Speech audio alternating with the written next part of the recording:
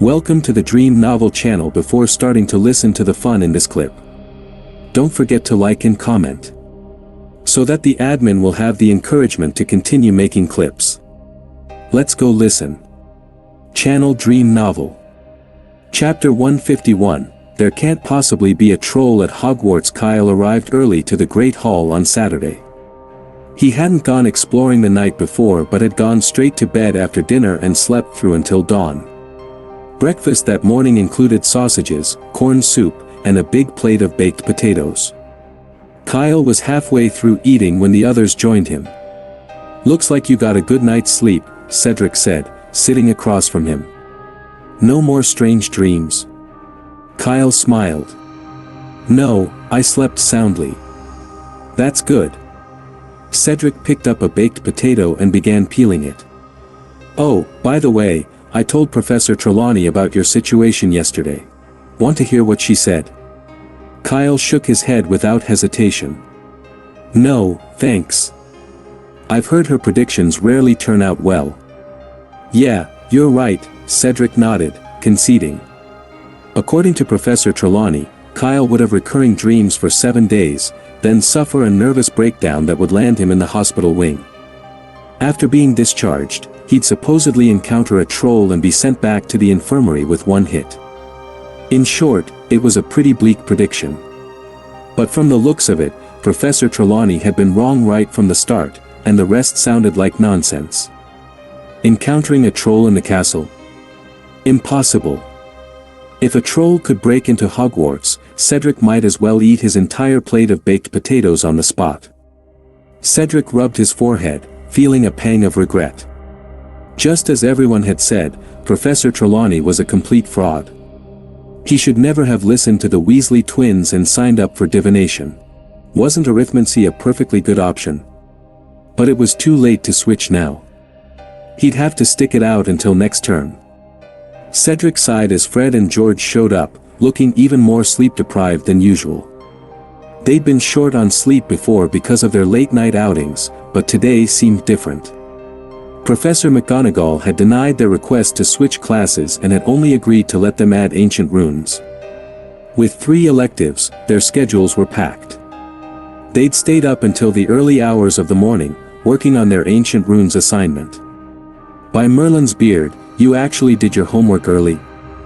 Cedric exclaimed in surprise, dropping his half-peeled potato, which rolled under the table. "You two can't be real," Kyle added suspiciously. "Did one of you drink Polyjuice potion? Quick, what's your opinion on Percy?" George frowned. "Of course, we're real. Percy's a big prat who's obsessed with tattling," Fred added, with an annoyed look.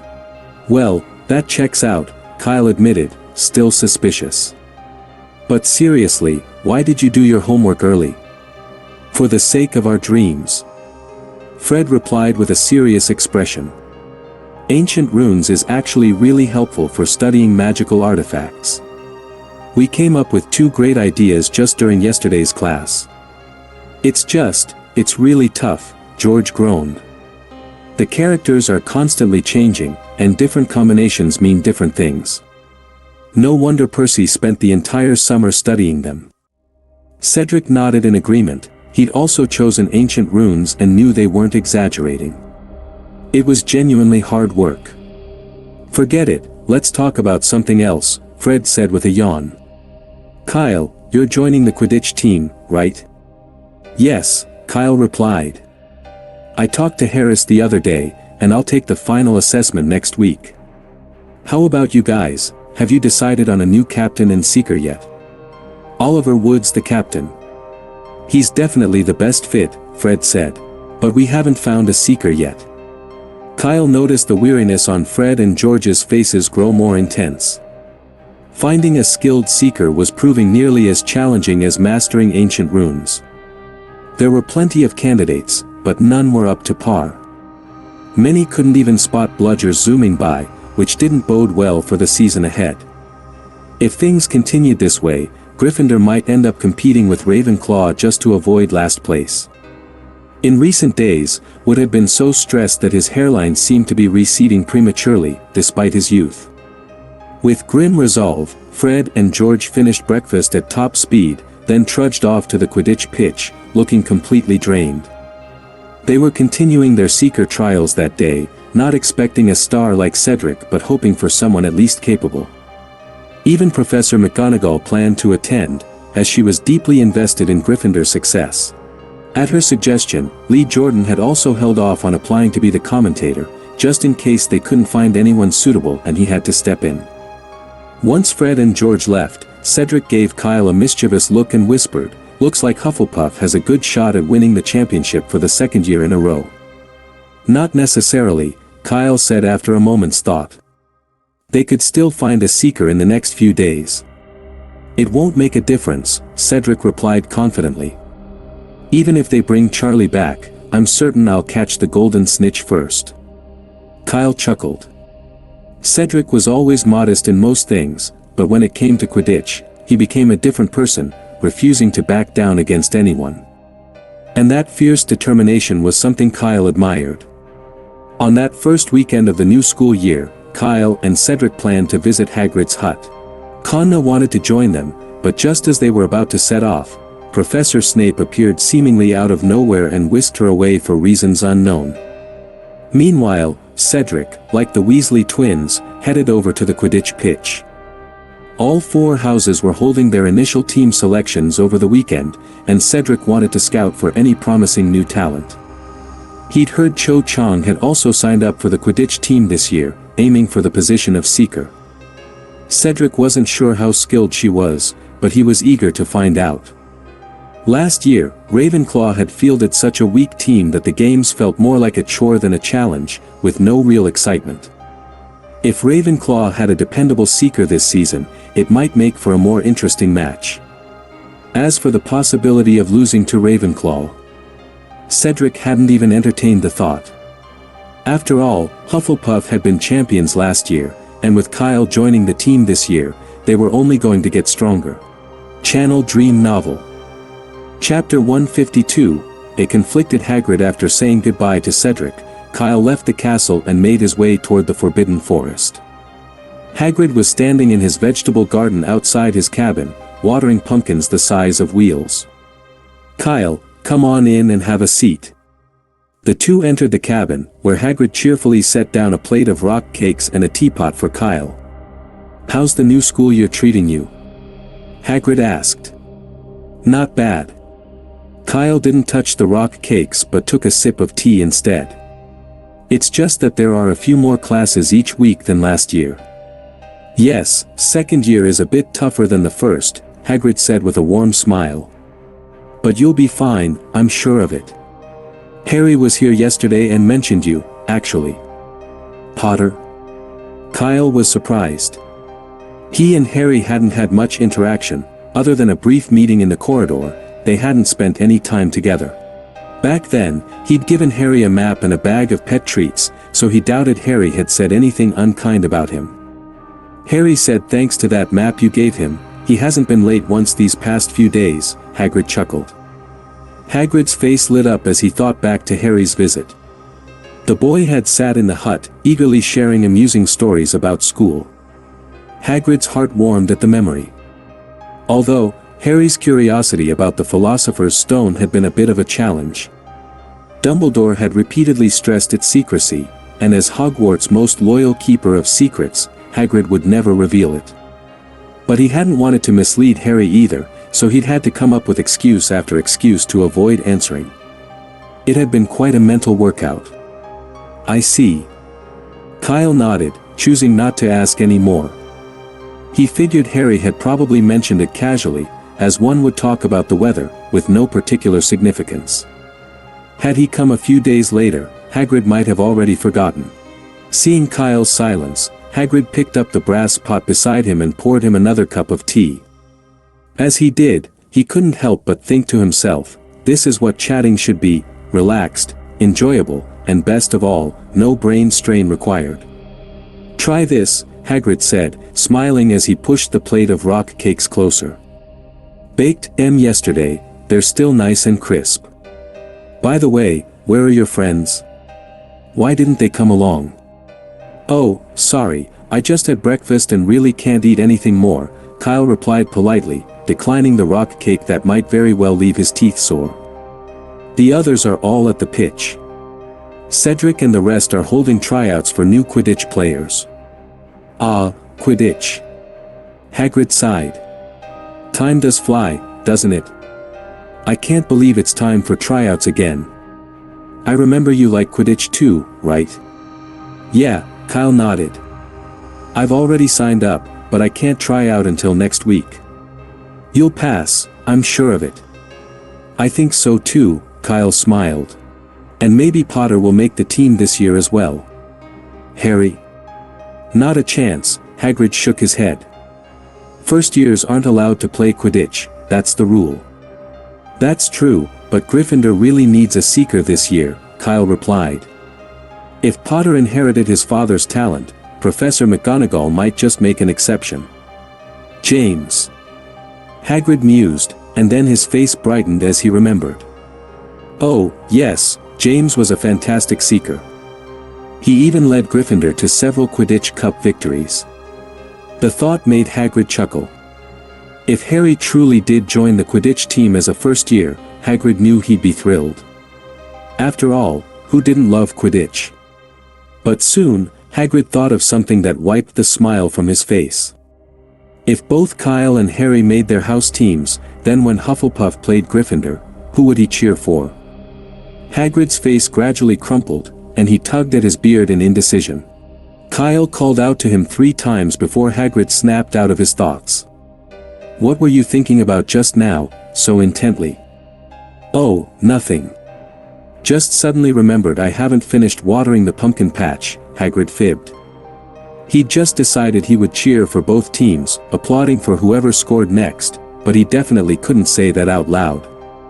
Hagrid returned to watering his pumpkin patch, and Kyle followed him outside instead of heading back to the castle. None of his friends, including Mikkel and Ryan, were at the Quidditch pitch, so there was no reason to go there. Looking around, Kyle found a flat spot and began digging through his bag. Out came a portable stove, a cauldron, various herbs. Soon a small pile was assembled. Kyle, what are you doing? Hagrid asked curiously. Brewing some potions, actually, a pet tonic, Kyle replied. With a flick of his wand, Kyle lit the stove and placed the cauldron on it. Hagrid was initially quite interested when he heard Kyle was making remedies for pets, but after watching for a few minutes, he turned back to his pumpkins. I just can't follow it, he thought. Hagrid couldn't understand why Kyle had to add the powdered ingredients in 3 separate doses at varying intervals instead of just pouring them all in at once. He'd started jotting down notes to remember the steps, but the intervals alone made his head spin, and the notes he'd just taken seemed to vanish from memory instantly. Deciding it was pointless to try learning anything useful from this, Hagrid returned to watering his pumpkins. Meanwhile, Kyle was fully absorbed in his work, not noticing Hagrid's retreat. He carefully held his wand and stirred the potion in the cauldron at regular intervals. Potion making required precision. Even a simple task could go wrong with a single misstep, and he didn't want to start over. Time crept by slowly. When Hagrid finished watering all his pumpkins, Kyle was nearly done as well. He added a final scoop of dark green powder and stirred the mixture counterclockwise. The orange-yellow liquid in the cauldron gradually turned a beautiful red, clear as crystal, like melted rubies. Kyle turned off the stove and, after the cauldron had cooled, carefully poured the potion into a small bottle he'd prepared. It was precisely 1 bottle's worth. Is this the pet tonic? Hagrid asked, eyeing the bottle with interest. Yes, Kyle replied, handing it over with a smile. Though, more precisely, it's a special tonic for rats. Channel Dream Novel. Chapter 153, I have a friend. Hagrid held the bottle up to eye level, squinting at the ruby-like liquid with mild skepticism. Special rat tonic, he muttered, still wrapping his head around the idea. He'd only just learned today that there was such a thing as a tonic specifically for pet rats, and apparently, it was special. He glanced again at the bottle. Hagrid didn't doubt Kyle's skills. It had taken nearly half an hour to brew this single bottle, which spoke to its quality. He just couldn't help wondering why anyone would go to the trouble. After all, rats were the cheapest and most common pets around. In Diagon Alley, they cost less than half as much as a toad, and not even as much as a decent bag of owl treats. Plus, pet rats didn't live very long, only about 7 years, which happened to match the time a young wizard spent at Hogwarts. Other pets, like toads and cats, could live for decades, and owls even longer. Because of this, very few wizards valued their pet rats enough to invest in special remedies.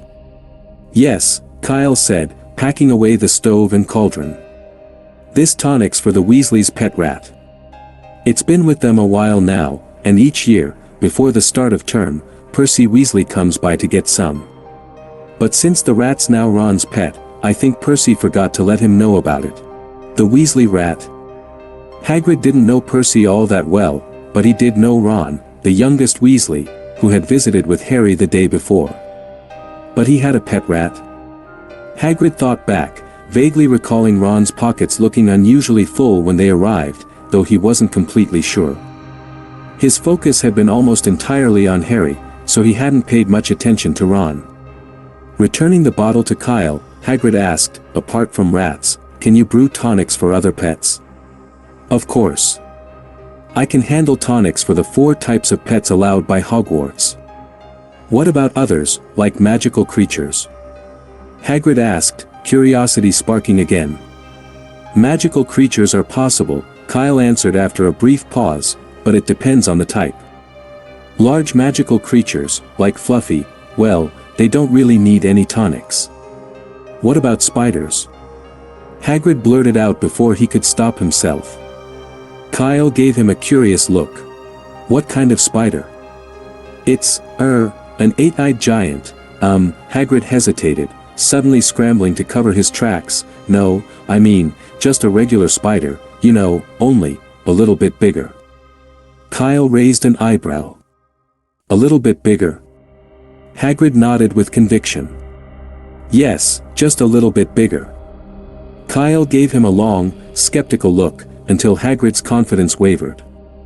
Finally, Kyle said, slowly, no. Hagrid's face dropped in disappointment, but then he heard Kyle add, but I can try to work something out. What? Hagrid said, a bit dazed, not yet processing Kyle's words. I can experiment and see if I can develop a suitable tonic for them, Kyle clarified. I've done similar things before, if you need it, I could give it a shot. Coming to his senses, Hagrid beamed with excitement. That's fantastic. I mean, if it's not too much trouble. No problem, Kyle replied with a shrug, but I can't say how long it'll take. Could be a month, or maybe a year. That's fine, Hagrid said cheerfully. Need any help? Just say the word, and I'll fetch whatever herbs you need from the Forbidden Forest. Though Professor Sprout had moved most of the rare herbs to the greenhouse, the Forbidden Forest was vast enough that with a bit of wandering, Hagrid could usually find what was needed. I have plenty of herbs here, so no need to look for more, but... Kyle frowned thoughtfully. You'll need to get me a sample. I need it to test the potion's efficacy. Hagrid's eyes shifted, and he muttered, can't you just use a regular spider? No. Kyle shook his head firmly. Different species react differently to herbal mixtures. Even a small difference can turn a tonic into a poison. Take belladonna root, for example. It's a great tonic for murtlap rats, but if you give it to an ordinary rat, it'll kill it instantly. Oh. Hagrid hesitated, growing concerned. He wanted the spider tonic to help Aragog, an acromantula he'd raised as a pet 50 years ago. Now, with Aragog growing old, Hagrid had been hoping to find a way to extend his lifespan. But acromantulas weren't ordinary magical creatures, they were classified as XXXXX, extremely dangerous, and their ownership was strictly forbidden. No way could he let Kyle know about Aragog. He could try to persuade Aragog or its descendants not to harm Kyle, but if anyone found out, Kyle would be expelled, just as he had been. Worse, Aragog and his colony in the Forbidden Forest wouldn't escape eradication. Hagrid's face grew determined as he wrestled with his decision. But just as he was about to abandon the idea of the spider tonic, Kyle said thoughtfully, "Wait, if it's a poisonous spider, we could just use its venom." Hagrid's emotions surged, his mood swinging wildly as he looked at Kyle and said, slightly exasperated, "Could you please say everything at once next time?" "I'd like to," Kyle said, scratching his head, "but I'm not too keen on spiders, so my knowledge is limited to a book I read a few years ago. It's been so long that I really have to dig through my memory to recall things accurately." Hagrid started to feel nervous again. "So, this venom you mentioned?" "Yes, exactly," Kyle said, locking eyes with Hagrid and smiling suddenly. "Sounds like you might have access to a poisonous spider." "Not me, no. I don't have one," Hagrid protested, his voice rising as he shook his head vigorously. I have a friend, yes, a friend who's fond of poisonous spiders. I'm just asking on his behalf." "Oh," Kyle said with a knowing look, "so it's for your friend, then?" Yes, that's right." Hagrid's ears turned red, and he quickly looked away, eager to change the subject. "So, how much spider venom would you need?" I'll have him prepare it for you." "I'm not sure yet," Kyle replied, considering the question. "It depends on the potency, but to be on the safe side, the more, the better." Channel Dream Novel. Chapter 154, Good Roommates at Hogwarts. Kyle stayed with Hagrid until noon, but when lunchtime drew near, he had to head back to the castle. Hagrid invited him to stay for a meal, but Kyle quickly declined after only a moment's hesitation. He had just seen Hagrid pull two long, odd-looking creatures off a shelf, make a few quick cuts, and toss them into a basin, topping them with a thick, slimy green and yellow substance. If he stayed, he feared he'd end up spending the first weekend of the new school year in the hospital wing. Ignoring Hagrid's protests, Kyle made his way briskly across the grounds and back to the safety of the castle. By now, the great hall on the first floor was already packed, and the lively chatter was even more intense than usual, thanks to the excitement of the Quidditch tryouts. "If only I'd flown a bit lower," groaned a Gryffindor student at the entrance. "You have no idea, the golden snitch flew right under me, and I didn't even see it." "That's too bad," his companion said sympathetically. "So, do you think you'll still make the team?" "I think so," the boy replied confidently. "The other seeker candidates weren't all that great, honestly. Some even fell off their brooms. Compared to that, I did pretty well." "That's fantastic." As Kyle walked through the Great Hall, he overheard similar conversations all around. At the Gryffindor table, nearly everyone who had tried out for the team seemed confident about their chances, even those who had taken tumbles off their broomsticks. When Kyle finally reached the Hufflepuff table, he spotted Cedric coming over. "How did the tryouts go?" Kyle asked. Cedric shook his head, taking a long drink of pumpkin juice before answering. "A lot of people signed up, but most weren't qualified. Some couldn't even manage basic aerial turns." He paused, then added, "Oh, and I saw your two roommates there. Mikkel and Ryan." Kyle asked, curious. "How'd they do?" Cedric's expression turned slightly awkward, as though he were carefully choosing his words. After a long pause, he said, "I don't think they're quite suited for Quidditch." "That bad?" Kyle was taken aback. For Cedric, who was always kind-hearted, to say that someone wasn't suited for Quidditch, their performance must have been really poor.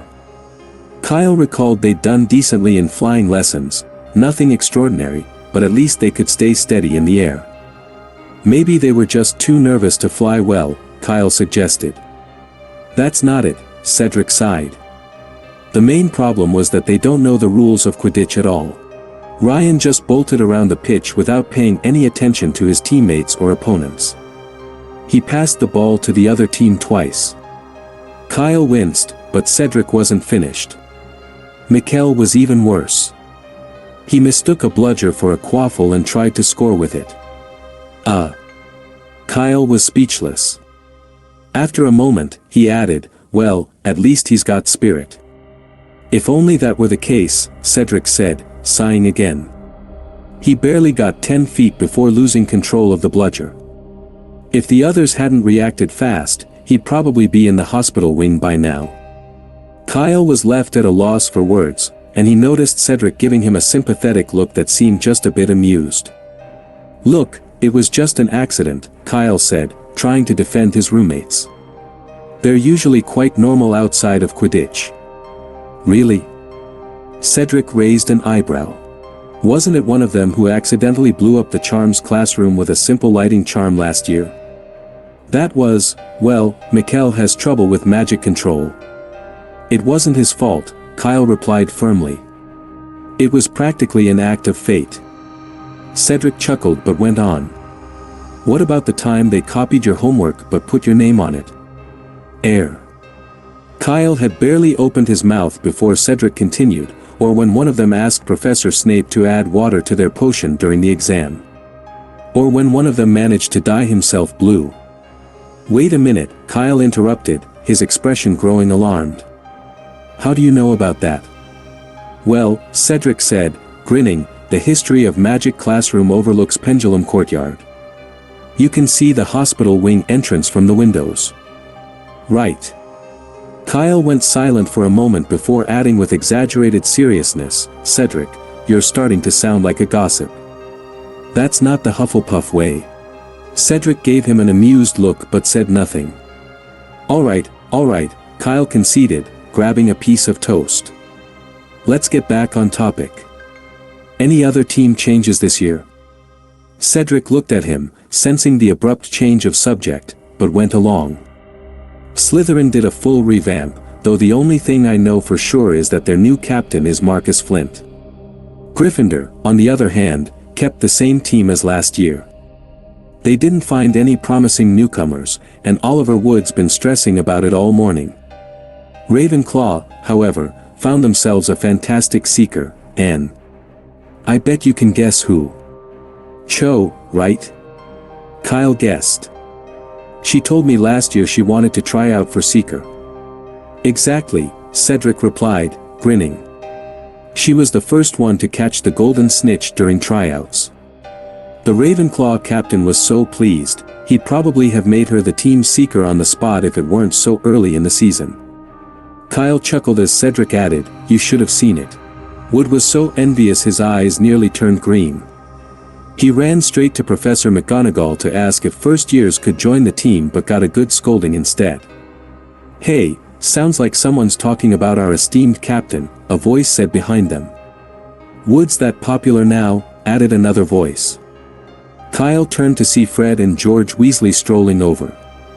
They took seats on either side of him and asked, "What are you all chatting about?" "The Quidditch trials," Cedric answered, smiling. "So, did Professor McGonagall agree to let you recruit from the first years?" Channel Dream Novel.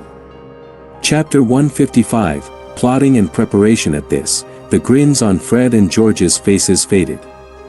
Fred covered his face dramatically and groaned, "Forget it, let's try to stay friends." "Wood must have loaned his brain to a troll," George muttered, shaking his head. "He actually believes our little brother Ron inherited Charlie's Quidditch skills and wants to make him Seeker. Merlin help us, Ron as Seeker." Fred shuddered as if envisioning a disaster. "If that happened, we might as well forfeit every game just to spare ourselves the humiliation." "Luckily, Professor McGonagall shot that idea down," George said with relief. "Even Harry Potter's a better option." Kyle gave them a curious look. Did these two actually have a knack for predicting the future? "Anyway," Fred said, picking up a drumstick and chewing on it between words, "we're planning an expedition to the 4th floor. You want to come?" Cedric raised his eyebrows. "You don't mean the room at the end of the 4th floor corridor, do you?"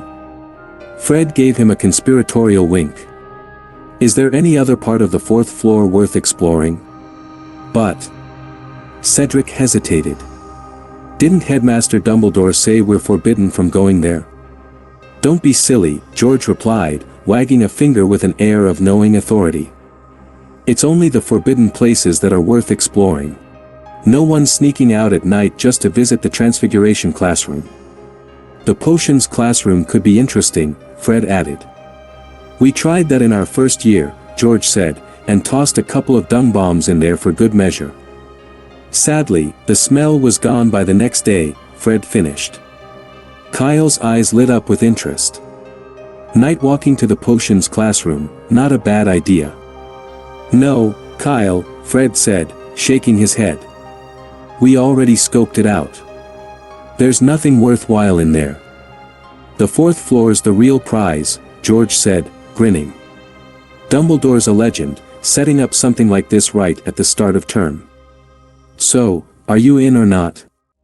Fred asked again, leaning in. But Cedric still looked hesitant. It's dangerous there. Aren't you worried? That's because you don't know Dumbledore well enough, Fred replied, putting on a serious expression. If it was truly dangerous, he'd never have mentioned it. Well. Sensing Cedric's uncertainty, Fred and George exchanged glances before pressing on. Actually, we took a quick look before term started, Fred whispered. There's just one door, no portraits, nothing. It's got to be some kind of test, George said, his voice persuasive. Pass it, and our house could earn 100 points. Or even better, a special award for services to the school. Fred added with a gleam in his eye. Cedric looked intrigued. The Weasley twins had a point.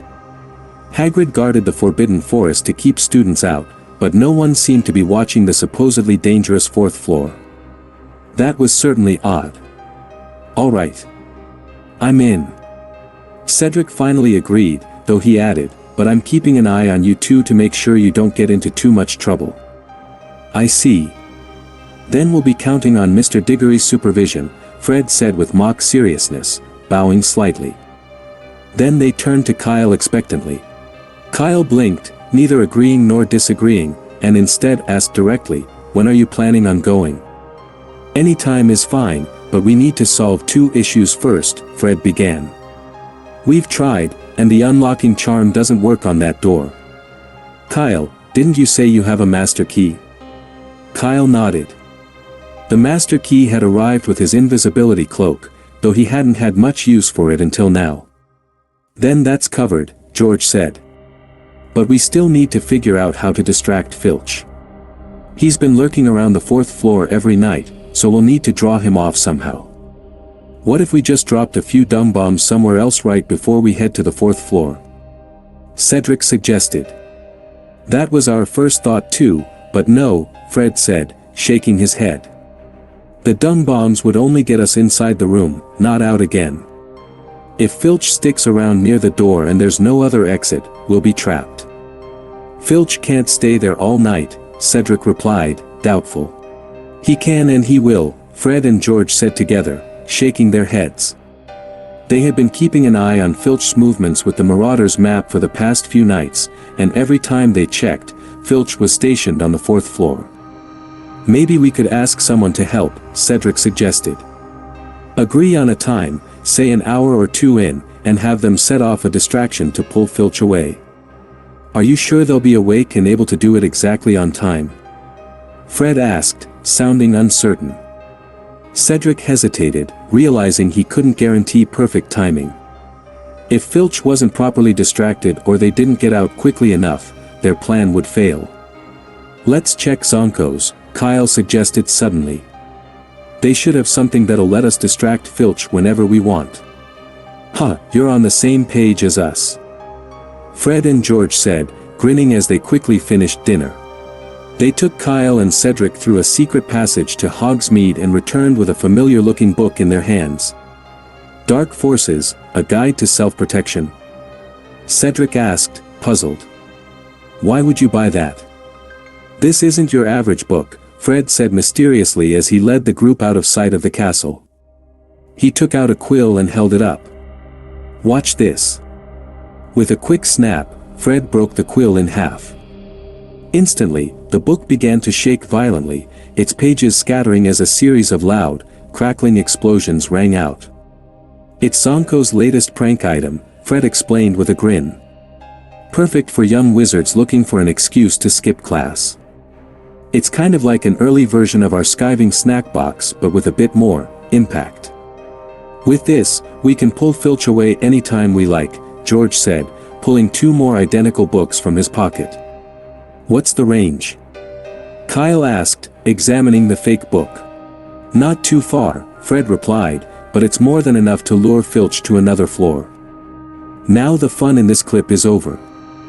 Which listeners haven't liked and commented yet? You can press like and comment to encourage the admin find the fun in the next clip. May the listeners be happy forever.